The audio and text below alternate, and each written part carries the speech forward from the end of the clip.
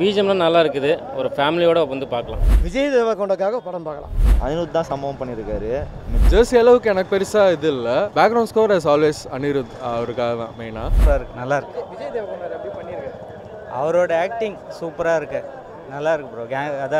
Gangster மாதிரி BGM எல்லாம் வேற லெவல் ப்ரோ. அது பிஜிஎம் அடிச்சிக்கவே முடியாது.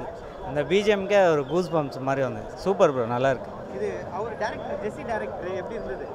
ஓகே ப்ரோ, ஓகே தான். இது வேற ஒரு மூவி, ஆக்ஷன் மூவி. ஆமாம், ஆக்ஷன் மூவி தான். அதுக்கேற்ற மாதிரி நல்லா இருக்கு, பக்காவாக இருக்கு bro. Comeback bro, Vijay Deverakonda comeback bro. இது அவர் ஜெஸ்ஸி டைரக்டர் எப்படி பண்ணியிருக்காரு படம்? Bro super bro, super direction, music super. Okay. என்ன சொல்ல வராங்க? கதை எது இன்ட்ரெஸ்டிங்காக இருக்கா? Interesting bro. Action movie part 2 is there. படம் நல்லா இருக்கு ப்ரோ, எனக்கு பிடிச்சிருக்கு. பிஜிஎம்லாம் நல்லா இருக்குது. ஒரு ஃபேமிலியோட வந்து பார்க்கலாம். இது விஜய் தேவரகொண்டா எப்படி பண்ணியிருக்காரு? Acting is good sir. Comeback இருக்கும் இருக்கும். இப்போ இது ஓகே, அதோட கம்பேர் பண்ணி இது பெஸ்ட்டு. ரொம்ப நல்லா இருந்துச்சு, எல்லாமே நல்லா இருந்தது. ஃபேமிலியோட பார்க்கலாமா? பார்க்கலாம். பட் என்னன்னா பார்ட் 2 வரும்ன்ற மாதிரி எக்ஸ்பெக்ட் பண்ணுறோம். விஜய் தேவரகொண்டா கம்பேக் கொடுத்துருக்காரா? விஜய் தேவரகொண்டா கம்பேக் கொடுத்துருக்காரா? கம்பேக் படம்லாம் சூப்பராக இருக்குது, வாட்சபிள் தான், நீங்கள் வந்து பார்க்கலாம். பிஜிஎம் தரோம் எல்லாம் கேட்ட மாதிரி தான் இருந்துச்சு. பட் செம்மையாக இருந்தது, ஒர்க் அவுட் ஆயிருந்தது. அப்புறம் சென்டிமெண்ட் எல்லாம் ஒர்க் அவுட் ஆயிருந்தது. நம்ம தோரணை படம் தான் இந்த படம் சொல்கிறாங்க. தோரணை விஷால். சாரி, நான் பார்க்கல, அதனால எனக்கு தெரியல, கம்பேர் பண்ண தெரியல. ஓகே தான். எந்த ரிவ்யூஸ் எல்லாம் பார்த்ததுனால எனக்கு பிடிச்சிருந்துச்சு.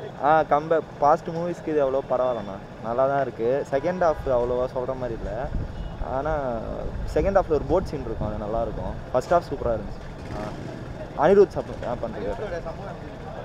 அனிருத் தான் சம்பவம் பண்ணியிருக்காரு. மிச்சப்படி கௌதம் தின்னனூரி ஏதோ ட்ரை பண்ணார், ஆனால் பரவாயில்ல, நல்லா தான் இருக்குது. அதுக்கு ஜெஸி தான் நீங்கள் போய் பார்க்கணும். இது ஜெஸி மாதிரிலாம் சொல்ல முடியாது. இது கிங்டமு, அது ஜெஸி, அவ்வளோதான். சரிங்க.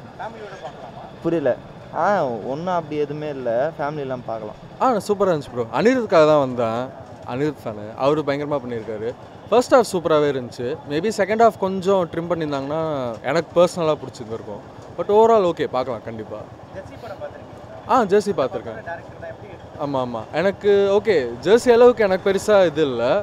Background score is always Anirudh அவருக்காக தான் மெயினாக. But okay, maybe part 2 lead மாதிரி ஒன்று வருது. மேபி அதுக்கு ஒரு ஸ்டோரிக்கு ஒரு ஃபுல் ஃபினிஷிங் இருந்த மாதிரி எனக்கு பெருசாக தெரியல. பட் அது இல்லை, இது கம்ப்ளீட்டாக டிஃப்ரெண்ட்டாக இருக்குது. கூலி கண்டிப்பாக அது தனியாக இதாக இருக்கும்னு நினைக்கிறேன். பட் இது ஒரு மாதிரி கொஞ்சம் கிளாஸாக போயிட்டார் தலைவர். ஆமாம். விஜய் தேவரகொண்டா அவர் சூப்பராக இருந்திருக்கு ப்ரோ.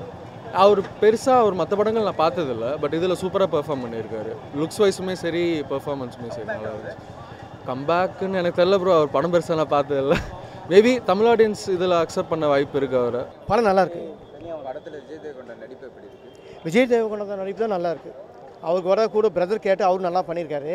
பட் இருந்தாலும் வந்து விஜய் தேவரகொண்டா தான் படத்துக்கு வந்து ஃபுல் ஸ்கோப்பே அவர் தான். இது என்ன மாதிரியான படம்? இது எந்த மாதிரி படம்னா சார், ஆக்ஷன் படம் தான். அது 1920லேயும் 1991 ஸ்ரீலங்காவில் நடந்த தான் இந்த படத்தை எடுத்திருக்காங்க.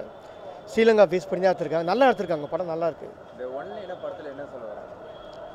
ஒன்லைனில் என்ன சொல்கிறது, ஸ்ரீலங்கா நடக்குது பார்த்தீங்களா, அந்த 1920 அந்த நடக்கிற மன்னர் வந்து இவங்க எல்லாம் அடிமைப்பட்டுக்கிறப்ப அந்த மன்னர் வந்து இறந்துடுறாரு. ஆனால் அந்த மன்னர் இறந்தாலும் இன்னும் வருவேன்னு சொல்லிட்டு போகிறாங்க. அவங்க தான் 91 வந்து விஜய் தேவரகொண்டா இந்த பிறக்கிறாரு. எதிர்பார்க்காம அண்ணன் தம்பிங்களும் அவங்களும் இதுவாயிடுறாங்க. அண்ணன் தம்பி வந்து காணாமல் போயிடுறாங்க. அந்த அண்ணன் தம்பி போகும்போது அண்ணனை கண்டுபிடிக்க தான் இவர் போலீஸ், இவர் சாதாரண போலீஸ் தான். பிசி இவர் கதாநாயகன் போலீஸ் இன்ஃபார்மராக தான் உள்ளே போகிறாரு. அவர் அண்ணன் தெரிஞ்சதுக்கப்புறம் தான் உள்ளே போகிறாரு. அந்த இடத்த ஸ்ரீலங்கா மக்களை இவர் காப்பாற்றுறாரா இல்லை போலீஸ் இன்ஃபார்மராக மாறுறாரா, இந்த படத்தோட கதை அதுதான். படத்தில் மியூசிக் எப்படி? மியூசிக் தான் ப்ளஸ். இந்த படத்தில் பேக்ரவுண்ட் மியூசிக்னு ஒன்று இல்லைன்னு வச்சுக்கோங்க, ஒன்றுமே இருக்காது, அமைதியாக தான் இருக்கும். இது என்ன மாதிரி ஆடியன்ஸ் இந்த படத்தை பார்க்கலாம்? ஆக்ஷனை விரும்புறவங்க தான் சார். ஆக்ஷனை யார் விரும்புகிறாங்களோ அந்த ஆக்ஷனை ஃபேமிலி ஆடியன்ஸுக்கு விரும்புவாங்க பாருங்கள், அவங்க பார்க்கலாம். மற்றபடி எல்லாரெல்லாம் பார்க்க முடியுமா நம்ம சொல்ல முடியாது. ஏன்னா இந்த ரொமான்டிக்கு, காமெடி, இந்த லவ் சாங்ஸ் எல்லாம் எதுவுமே இருக்காது. ஸோ அதனால் வந்து பார்த்திங்கன்னா ஆக்ஷனை விரும்புகிறவங்க இல்லை இது மாதிரிலாம் நடந்திருக்குது நம்ம தெரிஞ்சுக்கிறதுக்காக ஒன்றா போய் பார்ப்பாங்க. ரெண்டாவது விஜய் தேவரகொண்டாவோட ரசிகர்கள் போய் எப்படி பார்க்குறதுன்னு ஒரு தடவை பார்க்கறதுன்னு ஆடியன்ஸ் இருப்பாங்க. அவங்களுக்காக வேணால் ஒரு தடவை பார்க்கலாம் படத்தை. படத்தில் லாக் எது இருக்கா? லேக் கண்டிப்பாக படம் இருக்குது. ஏன்னா 2 hour 40 நிமிஷம் ஓடுது. ஃபஸ்ட் ஹாஃப் வந்து ரேஷாக ரொம்ப லேக்காக தான் ஓடுது. ஆனால் நல்லா இருக்குது, போர்லாம் அடிக்கணும்னு சொல்ல முடியாது, லேக் இருக்குது. செகண்ட் ஹாஃப் கொஞ்சம் ஃபாஸ்ட்டாக மூவ் ஆகும் மாதிரி இருக்கும். செகண்ட் ஹாஃப் தான் கொஞ்சம் ரொம்ப ஆக்ஷன் வன்முறைலாம் அதிகமாக இருக்கும். விஜய் தேவரகொண்டாக்காக படம் பார்க்கலாம். ஒரு கான்செப்ட் வந்து அவங்களுக்கு வந்து ஒரு கண்டென்ட் ஒரு என்னன்னா படி ரெட்ரோ படத்தில் எப்படி ஒரு ட்ரைபை காப்பாற்ற அவங்களோட அரசன் திருப்பி வருவாங்கன்ற நம்பிக்கையோ அதே பாட்டு தான், அதே மாதிரி தான். ஸோ அதை வந்துட்டு விஜய் தேவரகொண்டாவதில் அந்த ரெட்ரோ படம் எப்படி எடுத்துருக்கணுமோ அது ஒரு எக்ஸாம்பிளாக அந்த படம் எடுத்திருக்காங்க. மோஸ்ட்லி தமிழ் ஆடியன்ஸ்னால் லாஜிக் எதிர்பார்ப்பாங்க. ஆமாம் ஆமாம், அது தெலுங்கு ஆடியன்ஸ்க்கு வந்து லாஜிக்கே இருக்காது. பட் இதுலையுமே ஓரளவுக்கு அந்த லாஜிக்கெல்லாம் வந்து கனெக்ட் பண்ண ட்ரை பண்ணியிருக்காங்க. அது ஆடியன்ஸ் பார்க்குற மாதிரி ஆமாப்பா, அதான் இப்போ 2 பேர் பார்க்கலாம். ஒன்று விஜய் தேவரகொண்டாவோட ஃபேன்ஸ் பார்க்கலாம், ரெண்டாவது ஆக்ஷன் ஓரியன்டாக படம் பார்க்கணுன்னு இவங்களுக்கு இது பிடிக்கும். மற்றபடி இந்த ஃபேமிலி ஆடியன்ஸு ஜென்ரல் ஆடியன்ஸ்க்கெல்லாம் கனெக்ட் ஆகிறது ரொம்ப கஷ்டம். ஏன்னா படம் ஆரம்பிக்கிறதுல எண்டு வரைக்குமே ஃபுல் அண்ட் ஃபுல் சீரியஸாக தான் போகும்.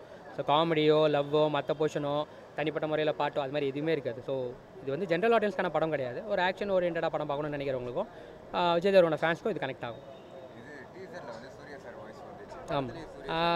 அப்படிலாம் இல்லை டீசர் மட்டும்தான், டீசருக்கு மட்டும் தான் யூஸ் பண்ணியிருக்காங்க. படத்தெல்லாம் பெருசாக வரல.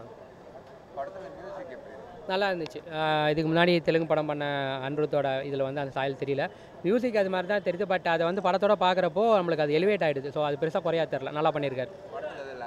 கண்டிப்பாக செகண்ட் ஹாஃப் ஆரம்பிச்சதுலேருந்து ஒரு லேக் ஃபீல் ஆகும். ஏன்னா ஃபஸ்ட் ஹாஃப் கம்ப்ளீட்டாக அந்த மாதிரி கொண்டு போயிருப்பாங்க. ஸோ ஒரு உச்சத்தில் கொண்டு போய் வச்சுட்டு பொத்துன்னு அங்கேருந்து போட்ட மாதிரி தான் இருக்கும். எகைன் ப்ரீ கிளைமேக்ஸ் வர வரைக்கும் உங்களுக்கு அந்த ஃபீல் இருக்கும். இன்னும் கொஞ்சம் அந்த சீன்ஸ்லாம் கிறிஸ்பாக கட் பண்ணியிருந்தாங்கன்னா மேபி படம் இன்னுமே வந்து ஃபஸ்ட் ஹாஃப் மாதிரியே இருந்திருக்கும். ஆமாம் ஆமாம் ஆமாம், அது வந்து வேறு ஜேர்னர் ப்ரோ, அது கம்ப்ளீட்டாக வேறு ஜேர்னர், இது வேறு ஜேர்னர் கம்ப்ளீட்டாக. இதில் வந்து அவர் ஜஸ்டிஸ் பண்ணியிருக்காரு. அவருக்கு என்ன அந்த ஸ்டோரி பிளாட் வந்து நம்மளுக்கு புரிய வைக்கிறதுக்கு பெருசாக குழப்பம்லாம் இல்லை. செகண்ட் பார்ட்டுக்கான லீடுமே கொடுத்துருக்காங்க. ஸோ மேபி அந்த செகண்ட் பார்ட் லீடு வரும்போது அதை எப்படி சொல்கிறாங்கன்றதை பொறுத்து தான். பட் இந்த படம் வந்துட்டு பார்க்கலாம் தான், அதுவும் குப்பைன்னு சொல்கிற அளவுக்கு ஒதுக்கிற அளவுக்கு ஒன்றுமே இல்லை. அதான் சொன்னேன், விஜய் தேவரகொண்டா ஃபேன்ஸ் பார்க்கலாம், ஒரு ஆக்ஷன் படம் பார்க்கணுன்னு விருப்பப்படுறவங்களும் பார்க்கலாம்.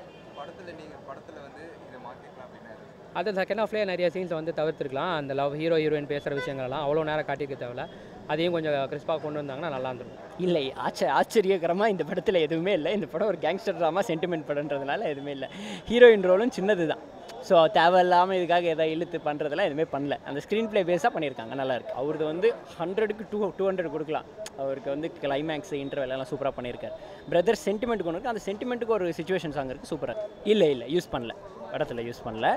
மேபி அது டீசருக்கு மட்டும் தான் யூஸ் பண்ணியிருக்காங்க போல் ஆக்டர்ஸோடது. இதில் நார்மலாக டைரக்டரே வாய்ஸ் ஓவர் கொடுத்துருக்காருன்னு நினைக்கிறேன், ஸ்டார்டிங் எண்டிங் மட்டும். லேக் அங்கங்கே கொஞ்சம் ஸ்லோனஸ் இருக்குது. அதை பியர் பண்ணிட்டீங்கன்னா பார்க்கக்கூடிய படம் தான். மேபி ரொம்ப ரொம்ப எக்ஸ்பெக்டேஷனோட வந்து பார்க்காதீங்க, வந்து பாருங்கள், பிடிக்கும், அவ்வளோதான். ரொம்ப நான் இப்போது தூங்காமல் கொள்ளாமல் நைட் ஷிஃப்ட் முடிச்சுட்டு அப்படியே வந்து படத்துக்கு வந்திருக்கேன். ரொம்ப எக்ஸ்பெக்ட் பண்ணி, ஏன்னா ஜெர்சி டைரக்டர் அப்படின்றதுனால. ஸோ அந்தளவுக்கு மீட் பண்ணல, பட் ஆனால் பார்க்கலாம். Not very much disappointed and all. அவர் பெர்ஸ்பெக்டிவில், ஒரு டைரக்டர் பெர்ஸ்பெக்டிவில் பார்த்தா அவருக்கு இது ஒரு புது அட்டெம்ப்ட் தான். கேங்ஸ்டர் ட்ராமாவாக நல்லா தான் ஹேண்டில் பண்ணியிருக்காரு. பட் ஆனால் நம்ம ஆடியன்ஸாக இப்போ நிறைய ரொம்ப தெளிவாயிட்டோம்ல. நம்ம கேங்ஸ்டர் சீரிஸ் நிறைய பார்த்துட்டோம், கேங்ஸ்டர் படம் நம்ம பார்த்துட்டோன்றதுனால இது நிறைய படத்தில் பார்த்துட்டோமா அப்படின்ற ஃபீல் வேணால் வரலாம்.